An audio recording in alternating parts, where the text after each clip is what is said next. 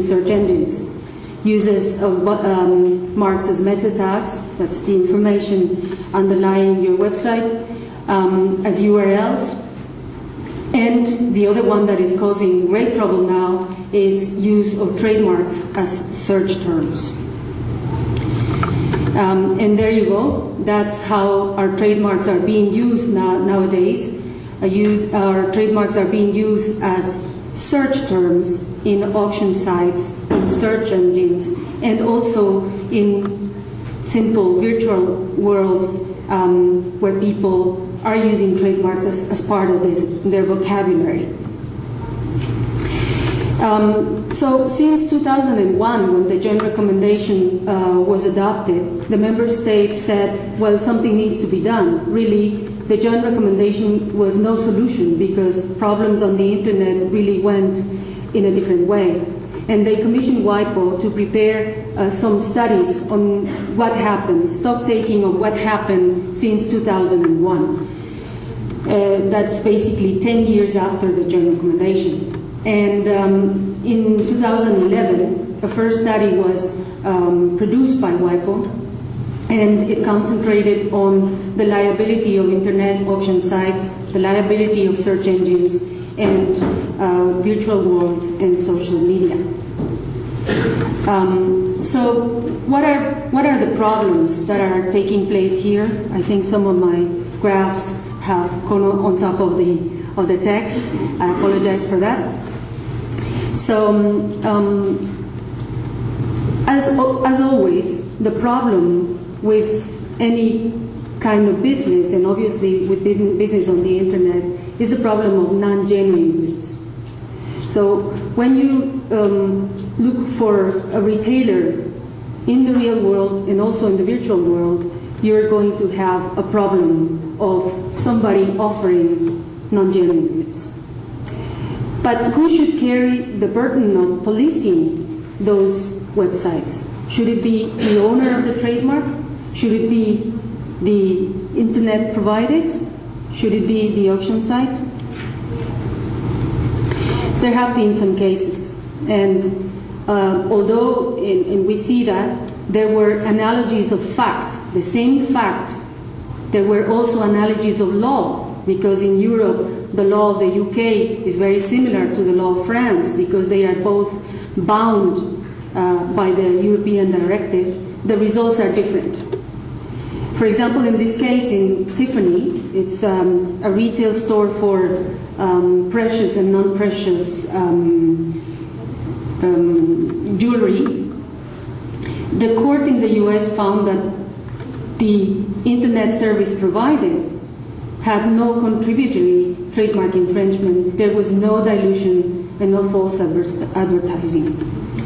In the L'Oreal case, the court found that because eBay had this program that is called the Verified Right Owners Program, the VERO program, they also didn't fall into any kind of contributory trademark infringement. However, in the French cases, the courts were much stronger. They said that the internet service provider, meaning eBay, was not just a mere host of the information, but it was a broker of that information, and therefore it had contributed to infringement. As you know, when you go on an online search, you can have two types of results. So when you go and you type your search term in an engine, you get the natural results, right? But you also get those that are called sponsor links. And the sponsor links are usually those that people buy. People buy a search term so that they appear on top of the search results. And that can lead to problems if you are buying as a search term the trademark that belongs to another person. Let us see some cases of that happening. So the big problem is, how do you prove using commerce? In this case, the RescueCom in the US, these are cases with Google, the big search engine, right? So here they had to prove the very hard thing to prove, likelihood of confusion, and of course they couldn't prove that.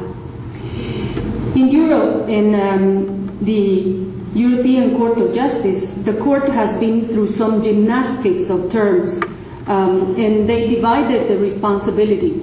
They divided the responsibility between the search engine, that is Google, and the advertiser.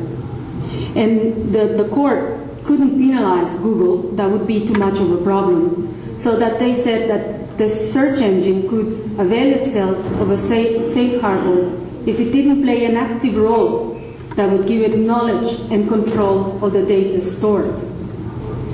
And that's how, according to the European Court of Justice, Google would not be responsible in that case. In the Interflora case, the ECJ went a little further.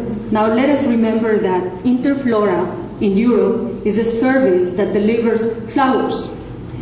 And they have also internet presence. So you can go on the internet and you go to Interflora, you order flowers to be, you are in Switzerland and you order flowers to be delivered in Paris or somewhere else.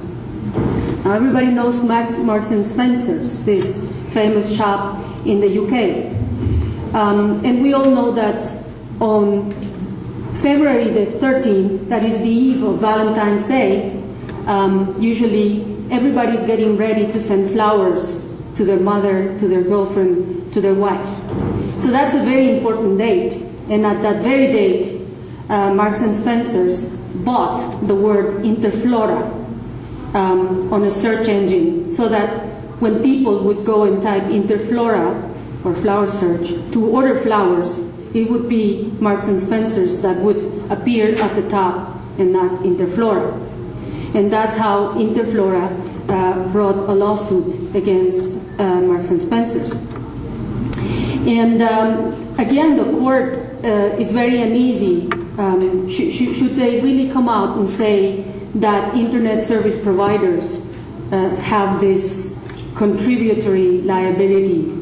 The liability of internet service providers seems to be a very, very difficult issue for every court, and particularly for the ECJ. So in that particular case, they went on an if sort of reply, and the court said that if the proprietor of a trademark with reputation, by the way, in Europe, 6-piece marks are well-known marks, and the definition for famous mark is mark with reputation. So here we're talking about a famous mark, not just a well-known mark, but a famous mark, because in the European Directive 5.2 is mark with reputation, namely famous mark. So they were saying here that this famous mark, if somebody is using that without the proprietor's consent, right, like any other use without the proprietor consent, they would have the advantage of claiming free writing, dilution, and tarnishment. But as I said, the court is always struggling with these concepts, and they said if the case was the opposite, then they would not be allowed to claim that.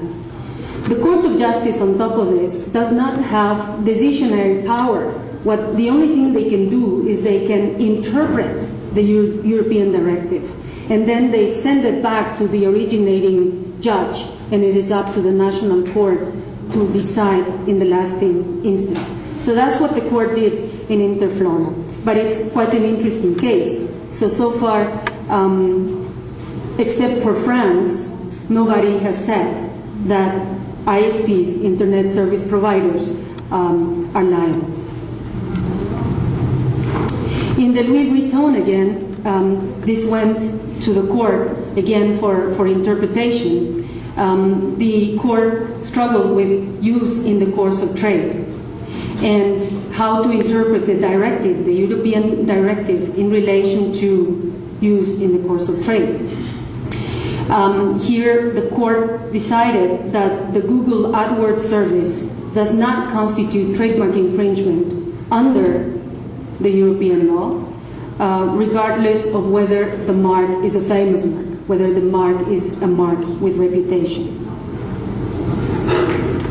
Now, let's move on. We have seen brokers like eBay. We have seen internet search engines like Google. Let us see the other part of the problem, which is use of trademarks in social media. This social media where people communicate very freely, where people also play games, some of them very nice games, some others not so nice. And they also produce this UGC, user-generated content. The problem here is that probably it's non-commercial use for the most part, non-commercial use. Therefore, trademarks would not be involved in any kind of problem. That would be fair use if it's not non-commercial use. However, some of these games, some of these things, people play with currency that can be exchanged for real currency, and we could have problems there. Let's look at some cases. Linden Research is the one that has created Second Life, this virtual world, Second Life. So here there was, I suppose, a fictive sale of these virtual stun guns in Second Life. However, the guns were labeled with a trademark, and that trademark belonged to Taser. So Taser complained that there was use of that trademark in a virtual world. And you can see the little gun and the character of the game.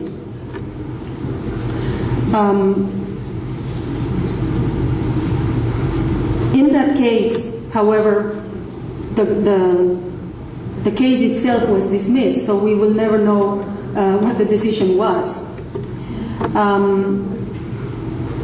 Other problems can arise in these, like, very, how can I say, Facebook and uses that seem to have no connection with trademarks or trade in general.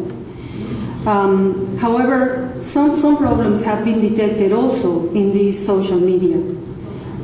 When people create these trademarks, these campaigns, and people go around talking about trademarks and what they like or dislike about trademarks and well-known marks. Let's see, for example, here, how can you request for these providers to stop, for example, infringement, and how can you request that they take care of trademarks? I'm trying to get to some of my examples that are probably more descriptive of what I'm saying. In this social media, for example, Coca-Cola in Facebook had a fan page created, and it was set up not by the Coca-Cola company, it was set up by some people in Los Angeles. However, that social media page on Facebook attracted about 1 million members. And Coca-Cola, of course, instead of getting upset,